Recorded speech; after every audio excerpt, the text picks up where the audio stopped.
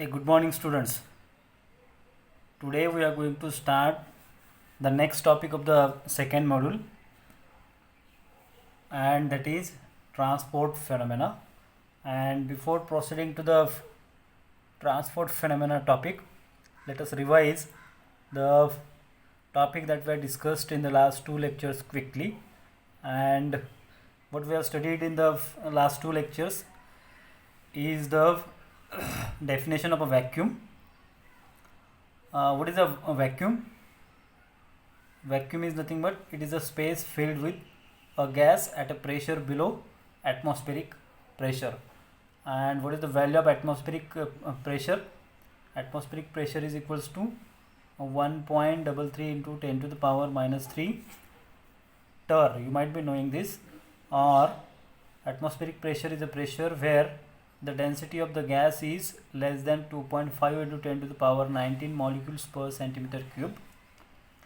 And after that we have studied what is meant by molecular density. It is the average number of molecules per unit volume, mean free path. These are the very basic definitions which we have already studied in the last some standards. I think we'll go for the next one. These basic definitions we have studied last time. We have also studied what are the various applications of the vacuum techniques and various kind of flows. After that we have studied, that is laminar flow and all, and kinetic theory of gas and its postulates we have discussed last time. And this one more relation we have studied, this pressure P is equals to rho C square by 3.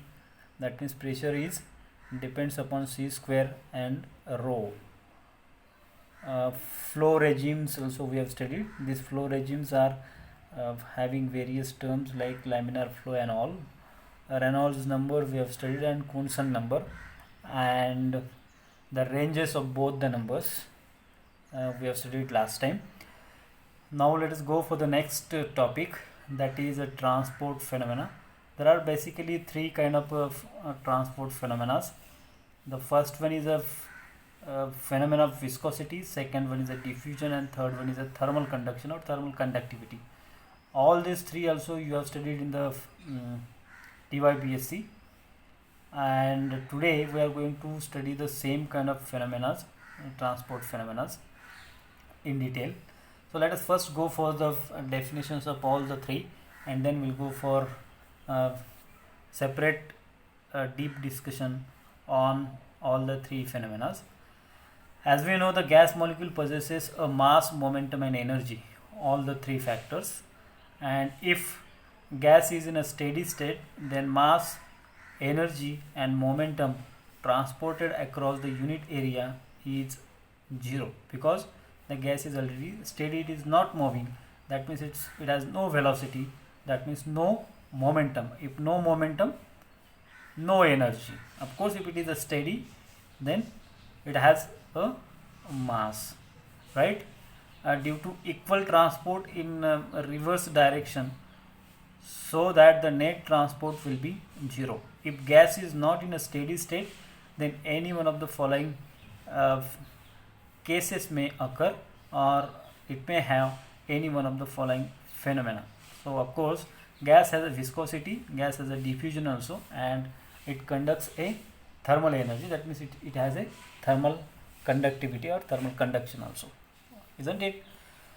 So these are the basic three phenomena, and let us now study separately all the phenomena. So let us start first the first phenomena, that is phenomena of viscosity. And what is meant by viscosity? You are quite aware with viscosity also. So if the component of the velocity of the mass have not same values in all parts of the gas, then there will be a relative motion of the layers of the gas with respect to the viscosity.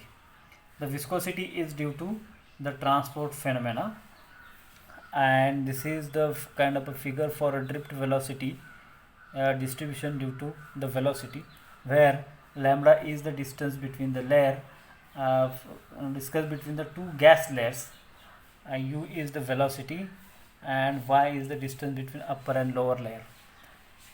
So what is the Thermal conduction. Let's quickly study what is the thermal conduction and one more type, its definition, and then we'll go for the viscosity in detail. If the temperature of the gas is not same throughout the gas, or if the temperature is different in its various regions, then thermal energy is carried from a region of higher temperature to a region of lower temperature. This is a very common phenomena. You can easily understand this. Generally, the temperature is transported from higher energy to the lower energy, or higher temperature end to the lower temperature end. This gives rise to the phenomena of thermal conduction. Thus, the thermal conductivity of a gas is due to transport of energy, because it is transporting energy, isn't it?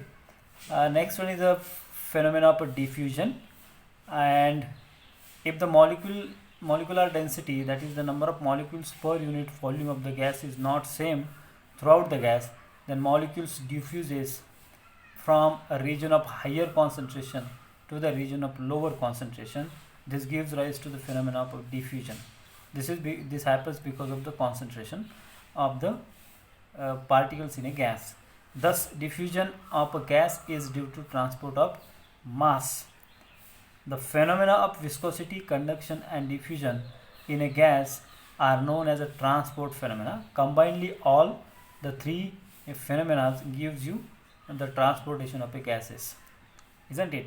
Because they represent respectively the transport of mass, energy and momentum, and therefore combinedly all the three phenomena are called as the transport phenomena. Now let us go for the coefficient of viscosity. Now, what is meant by coefficient of viscosity? Let us first try to understand this pictorial representation, or the graph drawn for understanding the coefficient of viscosity. And this gives you three layers. Three layers are layer A, layer B and layer C, and lambda is the distance between the layers. X, Y, Z are the three different axes. V is the velocity of a gas in layer A, and of course if the another layer of a gas C is below the layer A, that means its velocity should be less than the upper air. So therefore the velocity of the gas layer C would be V minus lambda into dV by dz, and the velocity of the layer B, which is at higher level than layer A, that means its velocity should be equals to V plus lambda into dV by dz. V is the velocity, lambda is the distance between the layer, and a gas shows a property of viscosity by virtue of which gas possesses the relative motion between the different layers. Suppose a gas flowing along a horizontal surface, which we have seen the three layers in the diagram. Let the horizontal plane is taken as XOY plane, and the gas is flowing from left to the right. The layer in contact with the surface is at rest. The viscosity of the layer of the gas increases in the direction of Z, isn't it? In a particular plane of the velocity will be same everywhere. So let us consider A, B, C be the three layers of the gas, which just now I told you in the diagram. A, B, C are the three layers of the gas separated by the distance lambda, and lambda is the mean free path. Let V be the velocity of the gas in the layer A. If dV by dW be the velocity gradient along the Z axis, then velocity of the gas in layer C will be equals to V minus lambda into dV by dz. Why? Because layer C is at the bottom or lower than A, and dV by d lambda and dV by dz is the velocity gradient along Z direction. If you change the direction, then velocity gradient will change. Suppose instead of Z axis you are having X axis, then the velocity gradient would be equals to dV by dx. So depending upon your diagram, the relations will give you some changes in the equations also.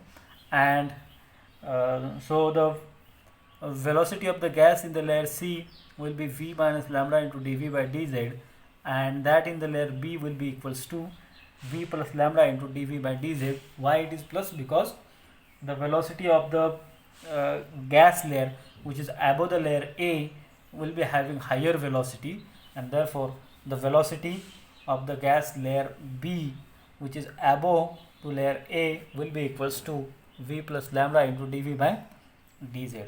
Since the distance between the layers A and B, or B to A, is equal to mean free path when molecules move from one layer to other, that means from layer A to B or B to A, then molecules travel without collisions. Those molecules moving in random direction, it can be assumed that about 1/3 of the molecules are moving along each axis. So 1/6 molecules can be moving along positive direction and negative direction of the coordinate axis. Let small n be the number of molecules per unit volume of the gas, and small m be the mass of each gas molecule, and c be the this capital C is the RMS velocity of the molecule. Please don't confuse with the layer C also. We have also considered capital C as the one of the layer of the gas molecule ABC, and here capital C is the RMS velocity of the gas molecule.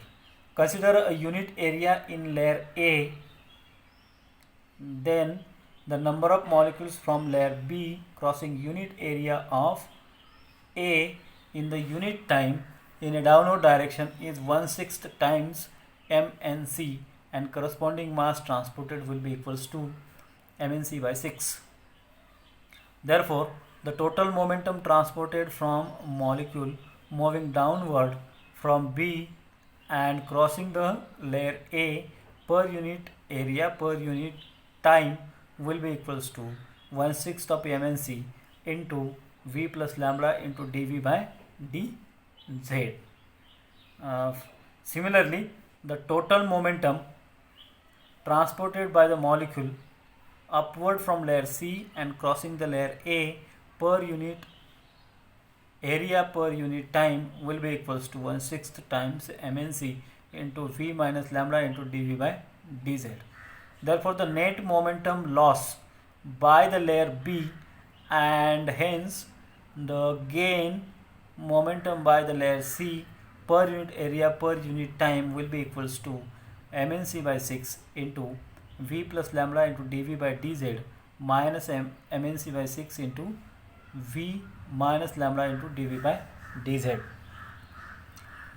And if you do these calculations, then you will get this is equals to 2 times mnc by 6 into lambda into dv by dz, that will give you mnc by 3 into lambda into dv by dz, isn't it? So the net pressure is equal to 1/3 times rho c lambda into dv by dz, where rho is the density of the gas molecule and it is nothing but it's a product of m into n. So rho is equals to mn, and the change in momentum time, the change in momentum per unit time in the force.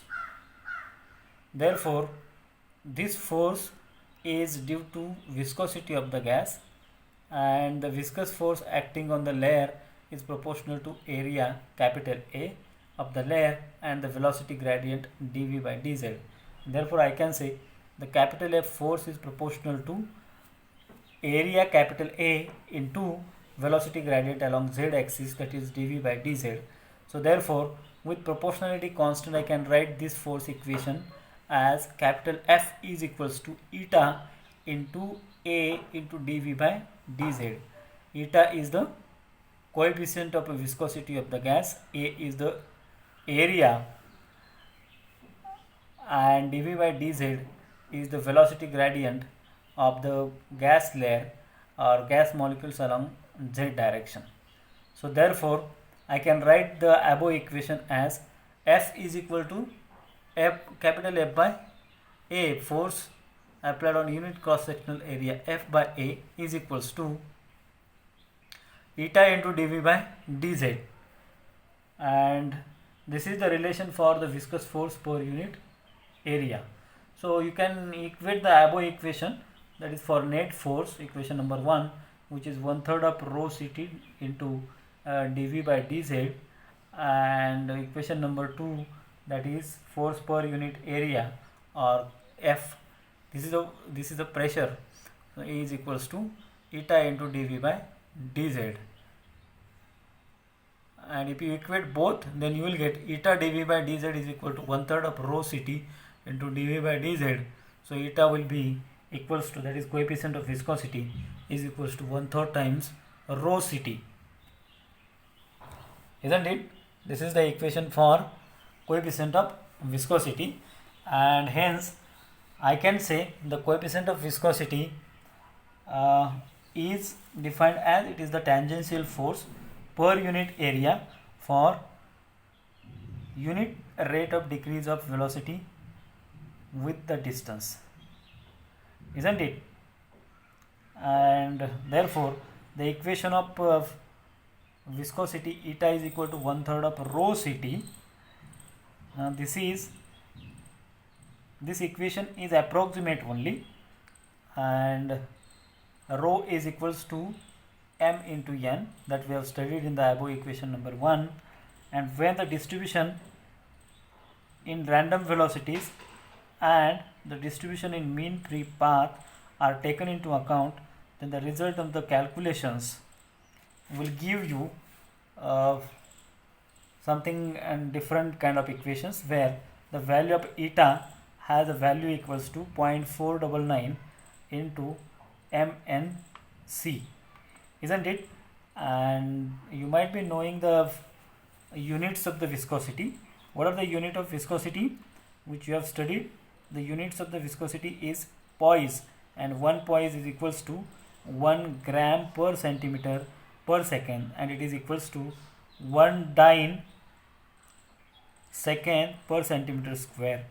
And if you can calculate the dimensions of the viscosity eta, then you will get the dimensions of viscosity eta equals to meter m raised to 1, L raised to -1, T raised to -1, isn't it?